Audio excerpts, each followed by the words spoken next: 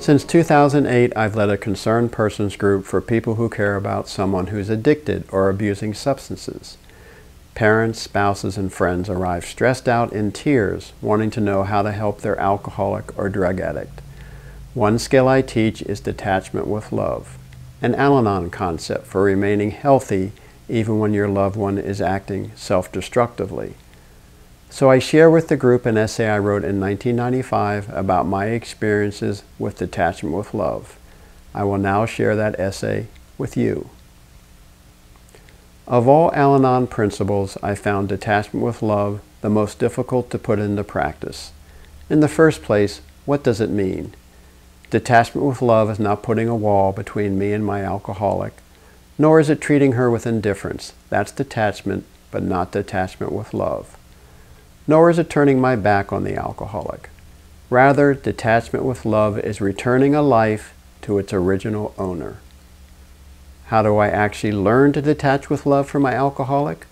First, I have to learn to separate my alcoholic from her disease by frequently telling myself it's the bottle talking, and by reminding myself that the alcoholic is not doing these things to hurt me, nor because she doesn't love me, but rather because she has a powerful disease called addiction.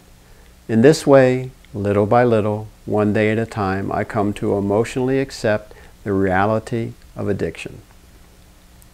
I also have to frequently remind myself that I didn't cause the alcoholism, I can't control it, and I can't cure it. Because ultimately, only the alcoholic can make the decision to get healthy.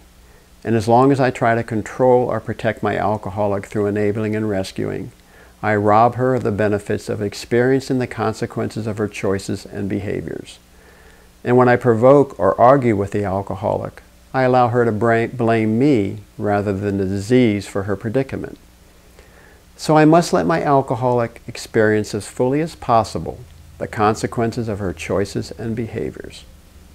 And as long as I choose to remain involved with her, I must participate in a non-enabling, non-rescuing, and non-provocative way. Thus, I only take care of myself, and I let my alcoholic take care of herself.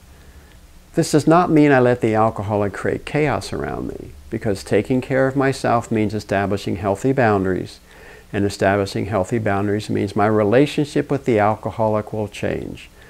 But I make these changes consciously, from a place of serenity and love, not out of desperation, anger, or revenge. The boundaries I set and the changes I make are consequences from which my alcoholic can learn. I am not ending the relationship with my alcoholic, rather I am changing it. I am detaching with love so I no longer tie my serenity to my alcoholic's behavior. This gradual change, however, involves a grieving process. I must grieve the loss of my illusions, dreams, and hopes for the alcoholic and our life together. This metamorphosis from being emotionally attached to my alcoholic's every gesture to learning to detach with love is an arduous, painful process. It would be much easier to throw her out of my heart and life, but then I wouldn't learn a thing because the process of detaching with love transforms me spiritually. As a result, I come to view each life with deep respect, each one of us searching for self and the ability to love. Love with detachment is not simply a way to interact with an alcoholic, but also a solid basis for any relationship where each of us becomes responsible for our own choices, happiness, and health. It would be nice if I could wave a magic wand and cure all the alcoholics and self-destructive people in the world, but sadly, there is no magic wand. But I can take responsibility for my own health and allow others to do the same. If you found this video helpful, please click the thumbs up button.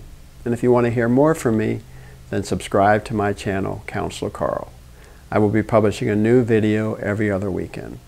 And if you like help in dealing with one of life's most stressful situations, loving an addict or alcoholic, then contact me through my website, SerenityOnlineTherapy.com. And finally, keep paying attention to your life. Until next time.